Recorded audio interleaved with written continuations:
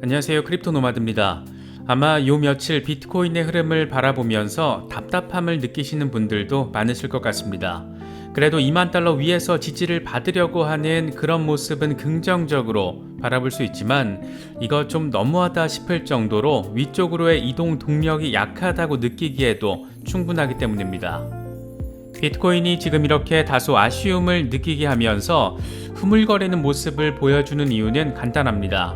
거시경제적 변수가 여전하기 때문에, 그러니까 불확실성이 여전히 시장을 뒤엎고 있기 때문입니다.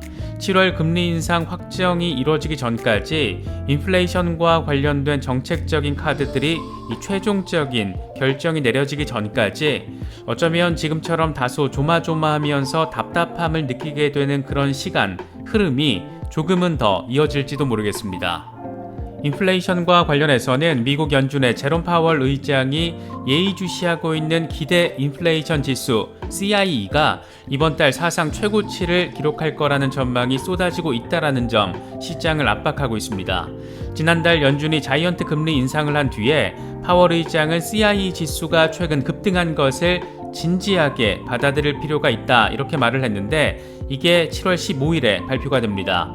만약 시장의 예상처럼 추가 폭등을 통해서 최악의 심리가 확인된다라면 시장은 또 한 번 충격파에 휩싸일 가능성이 존재한다라고 바라볼 수 있습니다. 기대를 모았던 중국 관세 완화 이슈와 관련해서는 반대 여론을 감안해서 약간만 인하하게 될 거라는 보도가 나왔습니다.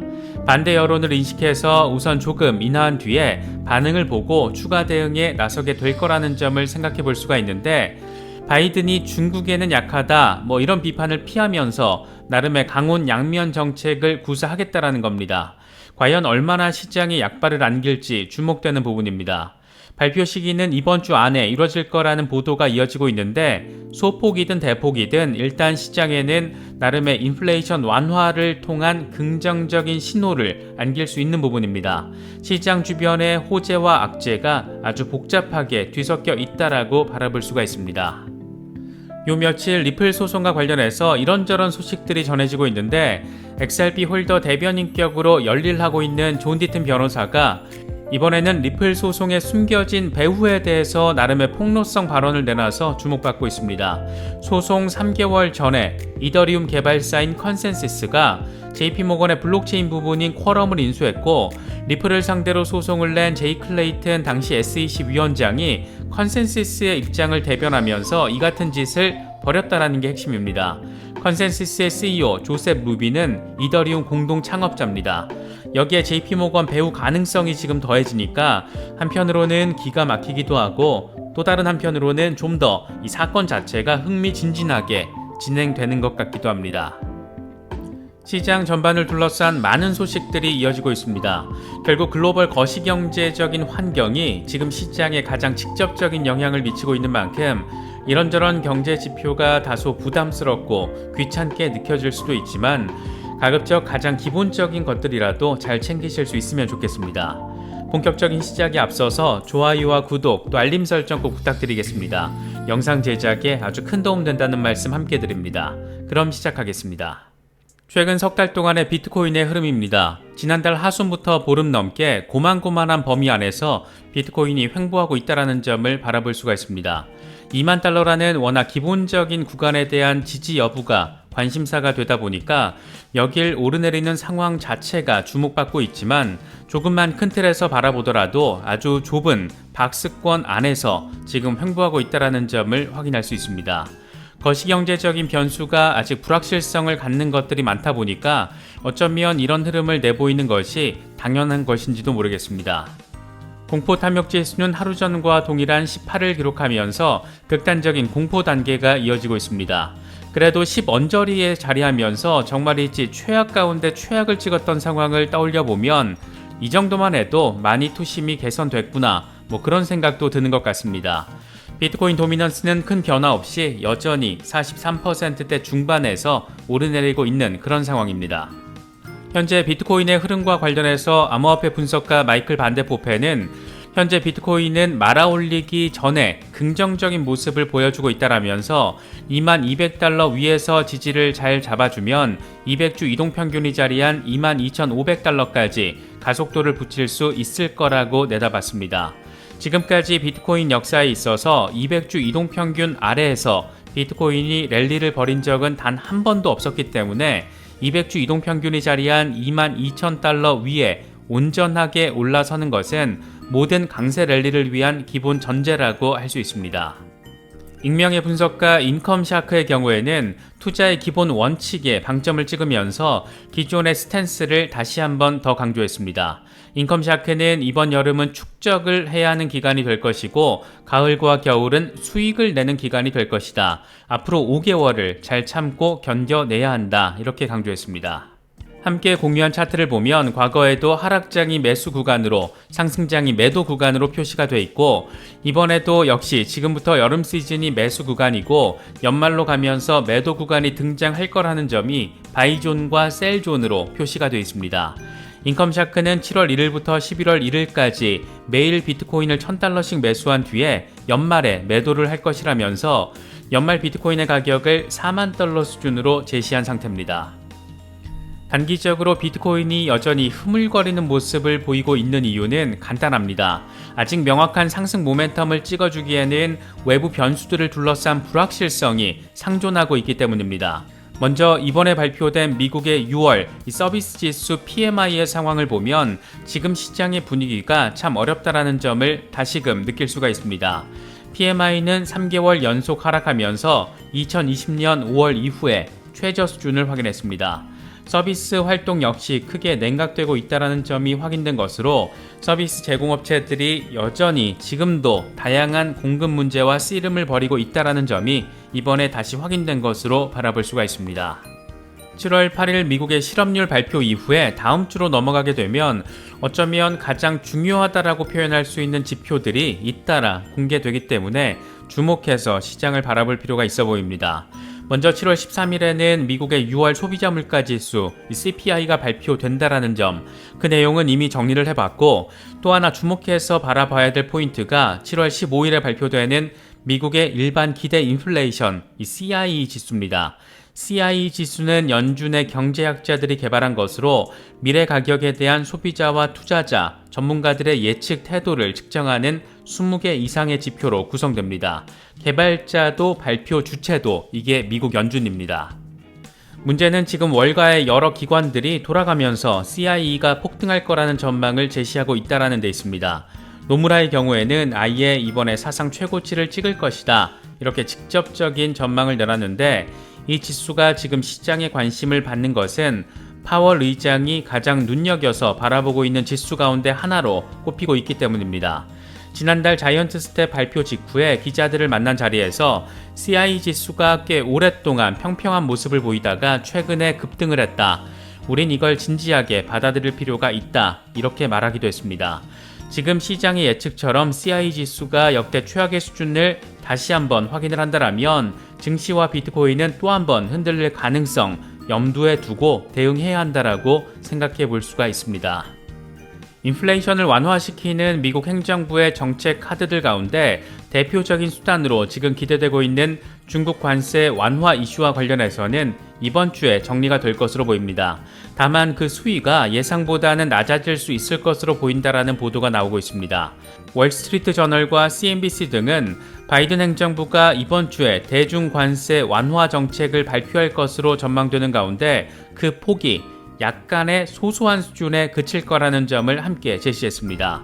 이와 관련해서 트럼프 행정부 시절 백악관 무역협상단의 고위급 협상가를 지낸 클레테 윌렘스는 CNBC에 출연을 해서 대중관세 인하가 필요하지만 반대 여론도 만만치 않기 때문에 대중관세를 약간 인하한 뒤에 반등을 보게 될 것으로 예상된다라고 밝혔습니다. 그는 이어서 바이든 행정부가 소비재를 중심으로 약간의 관세를 인하하는 유화책과 함께 중국 정부의 산업 보조금에 대한 새로운 조사를 시작하는 강경책을 동시에 구사할 것이다. 일각에서는 관세 폐지나 완화에 반대하는 목소리를 내면서 바이든이 중국에 약하다 이런 비판을 피하기 위해서 강원 양면 정책을 구사할 것이다 이렇게 내다봤습니다. 현재 중국 관세 완화를 통해서 최대 1% 수준의 인플레이션 완화 효과가 발생할 것으로 기대가 되고 있는데 과연 얼마나 약발이 있을지 이제 시간이 보여줄 문제가 된 것 같습니다. 이어서 리플 상황 짚어보겠습니다. 리플 XRP는 그래도 약간의 반등을 일궈내면서 현재 0.33달러 위로 올라서 있는 상태입니다. 여기가 딱 20일 지수이동 평균이 자리한 곳이어서 이 구간에서 잘 버텨준다라면 나름의 추가적인 반등 기대감을 갖게 만드는 구간에 지금 자리하고 있다라고 할 수 있습니다. 단기적인 XRP 흐름과 관련해서 코인텔레그래프의 기고가 라케시 우패드히에는 XRP가 20일 지수이동 평균인 0.33달러와 대칭 삼각형 패턴 지지선 사이에 자리하고 있는데 현재 황소 세력은 이 구간의 간접 저항을 해소하기 위해서 노력하고 있는 모습이다라고 진단했습니다. 그러면서 20일 지수이동 평균이 점진적으로 하락하고 RSI가 마이너스 영역에 있다는 점에서는 여전히 곰 세력이 우위에 있다는 점을 보여준다. 매도 세력은 다시 하락을 시도할 것인데 이럴 경우에는 0.28달러까지 후퇴할 가능성이 있다. 반면 지금 수준에서 20일 지수이동 평균 위를 잘 돌파해낼 경우에는 0.48달러까지 랠리가 시작될 수 있다. 이렇게 전망을 했습니다. 사실 0.3달러, 0.4달러 이렇게 얼토당토 않는 XRP 가격 숫자 언급하고 있는 지금 상황 자체가 다소 비현실적으로 느껴지기도 하는데 이렇게 지금 XRP 시세를 바닥을 치게 만든 소송 리스크와 관련해서는 꽤 흥미로운 폭로성 멘트가 나와서 관심을 끌고 있습니다. XRP 커뮤니티에서 대변인격으로 열일하고 있는 존 디튼 변호사가 리플 소송의 숨겨진 배우로 JP 모건을 정면으로 지목했습니다. 그는 리플 소송 3개월 전에 이더리움 개발사인 컨센서스가 JP모건의 블록체인 부문인 쿼럼을 인수하는데 그렇게 JP모건은 컨센서스의 주요 주주가 된다. 쿼럼의 JP모건 코인은 리플의 직접적인 경쟁자였고 당시 SEC 위원장이었던 제이 클레이튼의 회사였던 설리반 크롬웰의 경우에는 컨센서스를 대변했던 곳이다. 이렇게 밝혔습니다. 결과적으로 종합을 해보면 미국의 SEC 위원장이라는 놈이 컨센서스, 그러니까 JP모건이 상당한 지분을 가지고 있는 곳의 입장을 대변하면서 이더리움을 띄우고 리플을 족쳤다. 이렇게 아주 단순화시켜서 표현할 수가 있습니다. 여기서 JP모건이 갑자기 왜 튕겨 나오느냐 잘 모르실 수 있어서 간단히 정리를 하자면 JP모건은 이미 자체 달러 연동 스테이블 코인인 JP모건 코인을 통해서 리플이 구현하는 방식과 거의 동일하게 블록체인 기반의 국경 간 송금을 구현해내고 있습니다. 미국 의회조사국 CRS는 리플과 JP모건의 블록체인 부문 링크가 현행 스위프트를 대체할 정도의 기술력을 가지고 있다라면서 기술적으로 이들의 기업들의 완성도에 호평을 하기도 했습니다. 결국 블록체인 기반의 국경 간 송금과 관련해서 JP모건과 리플은 경쟁 관계라는 것이 우선 기본 틀이고 이 와중에 JP모건이 이더리움 개발사의 대주주가 되면서 JP모건 코인 개발사를 컨센서스에 넘겼고 이후에 컨센서스와 제이 클레이튼이 짝짝꿍을 하면서 JP모건의 경쟁자이자 이더리움의 경쟁자였던 리플을 소송으로 날리려는 시도를 했다라는 게 지금 디튼 변호사가 얘기하고 있는 내용입니다. 이런 걸 보면 정말이지 이른바 글로벌 리스트로 불리는 돈에 환장한 거대 세력들이 실제로 이 세상을 주무르고 있는 것인가 이런 생각까지 잠시나마 갖게 되는 것 같습니다. 물론 이번에 존 디튼 변호사가 밝힌 내용이 실제 어떤 음모가 있었는지를 명확하게 규명하기는 어려울 것이고 이게 리플 소송에 직접적인 영향을 줄 가능성 역시 그렇게 높지 않아 보입니다. 다만 추후 재판이 이 배심원 판결로 이뤄질 가능성까지 열어놓고 생각을 해본다라면 여론을 움직이는 데는 꽤나 자극적인 내용이 아닐까 생각되기도 합니다. 제이 클레이튼 이 미친놈이 돈 때문에 갑자기 퇴임 하루 전에 리플을 상대로 소송을 낸 게 아니라 진짜 거대한 월가의 배후가 있었을지도 모른다라는 점을 꽤 그럴싸하게 보여주고 있기 때문입니다. 암튼 리플 소송은 외신 미디어들의 표현처럼 이 세기의 크립토 소송으로 역사에 기록될 가능성이 매우 높은 것 같다는 생각이 시간이 지날수록 더 강하게 드는 것 같습니다. 아마도 올해 연말에 이 올 한 해를 되돌아볼 때 이번 여름이 가장 중요한 시기가 아니었을까 그렇게 생각해 보게 되지 않을까 그런 생각이 들 정도로 지금은 참 중요 국면을 지나고 있는 것 같습니다. 여전히 악재들이 상존하고 있지만 그럼에도 불구하고 긍정적인 전망과 가능성에 대한 부분들도 지속되고 있는 만큼 여러 소식들 잘 참고하실 수 있으면 좋겠습니다. 이번에 준비한 영상은 여기까지입니다. 영상이 도움이 되셨다면 좋아요와 구독 또 알림 설정 꼭 부탁드리겠습니다. 영상 제작에 아주 큰 도움 된다는 말씀 함께 드립니다. 언제나 성투하시기를 기원하겠습니다. 시청해주셔서 감사합니다. 지금까지 크립토 노마드였습니다.